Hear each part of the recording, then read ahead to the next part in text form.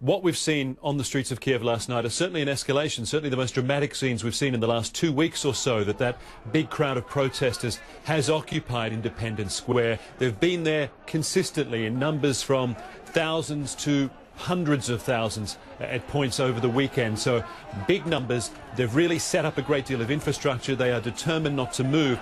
And remember, the reason why they're there, what triggered their presence in the first place, was an attempt to use force against protesters who are upset about this issue of not moving closer to the EU in the near future. So the government knows that it can't use direct force again, because that will only cause greater escalation, greater anger among the Ukrainian people, as it has already done so. But what we've seen overnight is clearly an attempt to reassert some of the government's authority on the streets of Kiev. They've gone in there with those numbers to tear down the barricades, while being very careful not to allow that to turn into a greater provocation and greater violence against the protesters themselves, because the government knows that would be counterproductive for them. So the standoff continues. The government's trying to be a little bit pushier than it was, but it does appear the only way forward from here, as the international community is telling the Ukrainian government, is through some sort of real attempt at dialogue with the opposition parties and those people in the square, Maggie.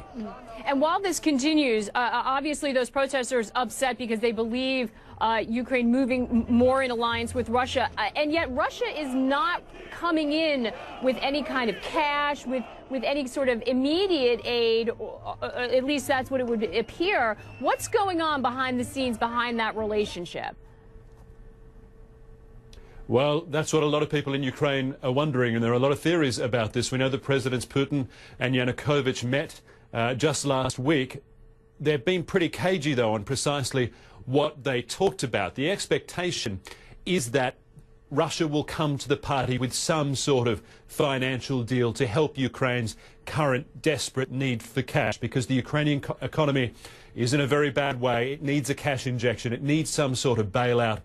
And the feeling is that Viktor Yanukovych, the Ukrainian president, believes he's going to get the best sort of deal that satisfies him and his immediate political needs from Russia. But precisely what that is, they have not revealed just yet. And that's really going to be a key moment. The precise terms of what that cash bailout offer is, whether or not Russia is prepared to renegotiate gas prices with Ukraine, to what extent we're going to see an integration of Ukraine and Russia.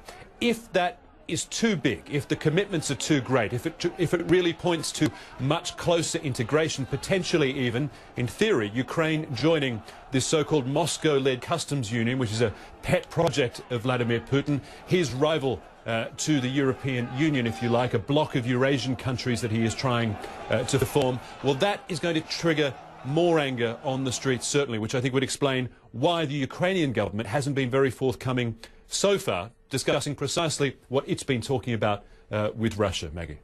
And of course, as the Ukraine economic situation worsens and they're increasingly closed out of world markets, it becomes an even more complicating issue for both Russia and the EU when they look at what they may be inheriting with closer ties with the Ukraine. All right, an incredibly complicated situation. Phil Black from Moscow for us. Thank you so much.